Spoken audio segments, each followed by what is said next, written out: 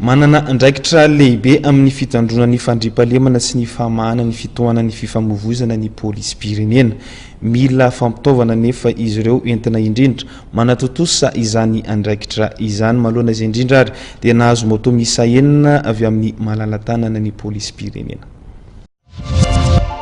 Ntolorandreo malala-tanana moto miisa enina ny commissariat central eto Tsaralalàna ho fanampinareo polisy ao an-toerana amin'ny asa izay saniny.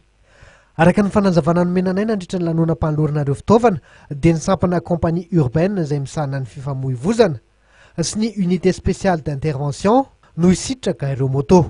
Tafiditra tanteraka ao anatin'ny atao police de proximité izao fanomezana izao satria ny police de proximité amin'ny fanatanterahana azy dia tsy maintsy misy atao hoe prévention fisorohana ny ankapobeny ao anatin'izany le dispositif maro isan-karazany hitantsika ireny. Faharoa le proximité tena manakaiky ny vahoaka.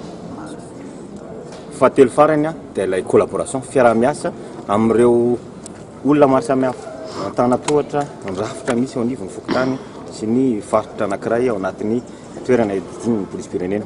Natsapa ireo société ireo fa ilaina tokoa ny fanohanana ny polisy pirenena izay manatanteraka ny asany anenana ny fandikan-dalana maro isan-karazany ary indrindra entina miady an'ireo atao hoe tambajotra lehibe toy ny kidnapping ao anatin'izany izay mampiasa itony ireny moto ireny dia afaka manana izany koa ny polisy pirenena ankehitriny. Zareo anivo ny compagnie mobile urbaine de la circulation ireo motara zany afaka entina mahana an'ireny tohana maro isan-karazany embouteillage ao anivon'ny Antananarivo renivohitra.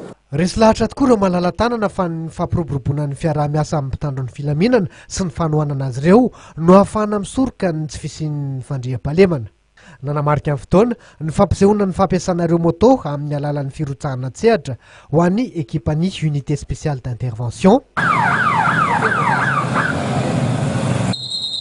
Eo ihany koa ny fitadiavana vahaolana amin'ny fitohanan'ny fifamoivoizana.